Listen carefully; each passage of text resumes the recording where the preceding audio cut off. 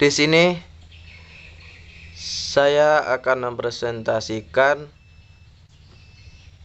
tentang makalah mata kuliah Pancasila yang dibimbing oleh dosen Dr. Andes Yasin Arif SH MH. Alhamdulillahirabbil alamin. Wassalatu wassalamu ala asrafil anbiya wa mursalin Sayyidina wa maulana Muhammadin wa ala alihi wa sahbihi ajmain. Baiklah, tanpa basa-basi, langsung saja kita bahas makalah mata kuliah Pancasila ini. Yang pertama, terdapat daftar isi bab 1 pendahuluan dan diisi dengan latar belakang, tujuan, dan bab kedua yaitu pembahasan yang diisi dengan sejarah Pancasila dan Pancasila sebagai dasar negara. Bab yang ketiga yaitu penutup yang diisi dengan kesimpulan dan saran, dan terakhir yaitu daftar pustaka. Bab 1 pendahuluan. A. Latar belakang. Pancasila adalah pilar ideologi negara Indonesia. Nama ini terdiri dari dua kata dari Sanskerta. Panca berarti 5 dan sila berarti prinsip atau asas. Pancasila merupakan rumusan dan pedoman kehidupan bangsa dan bernegara bagi seluruh rakyat Indonesia. 5 ideologi utama penyusun Pancasila adalah ketuhanan yang Maha Esa, kemanusiaan yang adil dan beradab, persatuan Indonesia, kerakyatan yang dipimpin oleh hikmat, kebijaksanaan dalam permusyawaratan perwakilan, dan keadilan sosial bagi seluruh rakyat Indonesia, dan tercantum pada alinea keempat preambul pembukaan Undang-Undang 1945. Pengertian Pancasila secara etimologi. Istilah Pancasila berasal dari bahasa Sanskerta dari India, bahasa kasta Brahma. Adapun bahasa rakyat biasa adalah bahasa para Prakerta.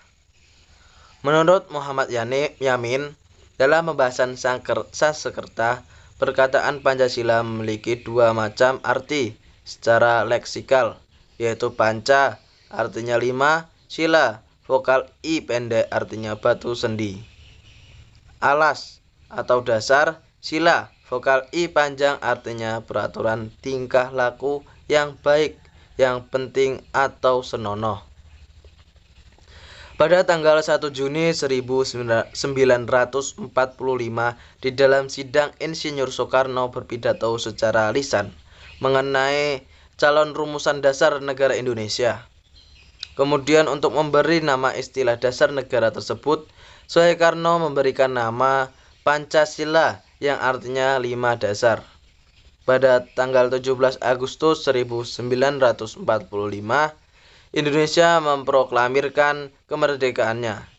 Kemudian, tanggal 18 Agustus 1945, disahkanlah Undang-Undang Dasar 1945 termasuk pembukaan Undang-Undang Dasar 1945, di mana termuat rumusan 5 prinsip sebagai satu dasar negara yang diberi nama Pancasila. B. Tujuan. Mengkaji lebih dasar terbentuknya Pancasila sebagai dasar negara dan bertujuan untuk edukasi kepada para mahasiswa agar memiliki perilaku yang bertanggung jawab sesuai hati nurani, memiliki kemampuan yang mengenali masalah hidup dan kesejahteraan serta cara pemecahannya, serta mampu memakai sejarah dan nilai-nilai bangsa untuk menggalang persatuan Indonesia. Dan kita masuk kepada bab 2, pembahasan. Yang pertama yaitu sejarah Pancasila. Bermula dari pidato Insinyur Soekarno pada tanggal 29 Mei, Badan Penyelidikan Usaha Persiapan Kemerdekaan Indonesia atau BPUPKI mengadakan rapat dengan tema dasar negara. Sayangnya, hingga beberapa hari diadakannya rapat belum menentukan titik terang mengenai dasar negara.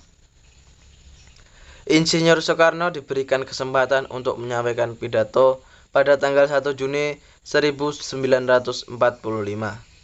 Pada pidato tersebut, Soekarno menyampaikan gagasan mengenai dasar negara Indonesia sebagai Pancasila. Mendengar pidato yang disampaikan, BPUPKI memutuskan untuk membentuk panitia kecil guna menyusun dasar negara dengan pedoman pidato yang disampaikan Insinyur Soekarno. Terbentuknya panitia 9 yang diketuai oleh Insinyur Soekarno melalui diskusi dengan panitia kecil dan BPUPKI.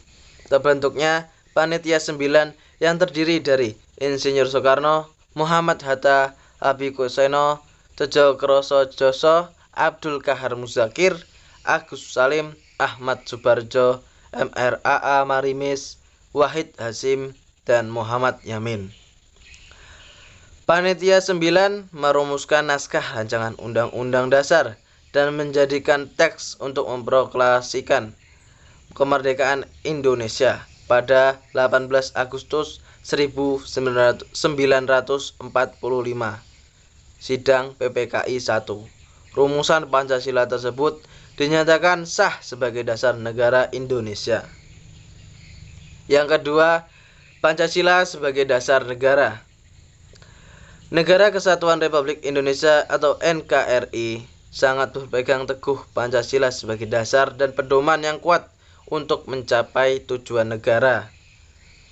Sebagai sumber dari segala sumber hukum atau sebagai sumber tertib hukum Indonesia, maka Pancasila tercantum dalam ketentuan tertinggi yaitu Undang-Undang Dasar 1945 yang pada akhirnya dikonkretisasikan atau dijabarkan dalam pasal-pasal UUD 1945 serta hukum positif lainnya.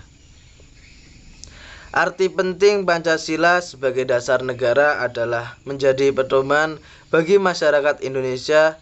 Nilai-nilai dalam Pancasila adalah nilai-nilai mendasar untuk dijadikan pedoman peraturan dan dasar dari norma-norma yang berlaku di Indonesia.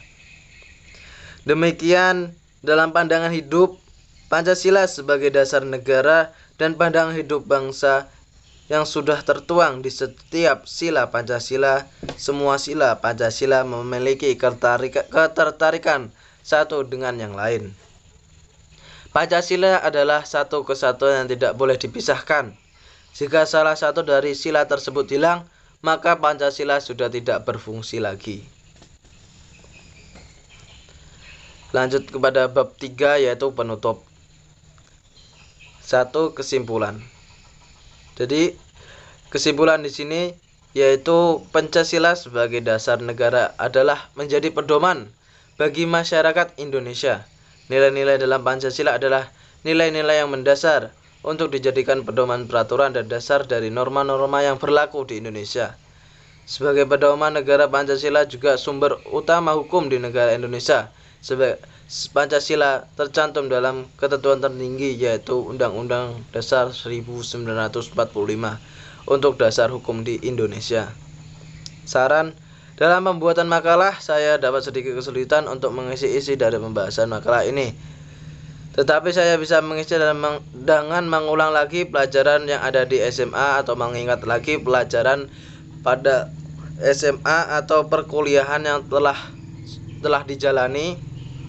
Dan di sini saya mendapatkan hasil yang sebagaimana telah saya presentasikan tadi, yaitu semua itu terdapat dari ingatan saya dan sedikit bantuan dari catatan-catatan saya yang telah saya pelajari pada hari-hari yang lalu. Daftar pustaka di sini, daftar pustaka saya itu buku tulis pembelajaran SMA dan buku tulis perkuliahan. Demikian makalah Pancasila, dan semoga makalah ini bermanfaat bagi pembacanya dan semoga presentasi ini bermanfaat bagi pendengarnya.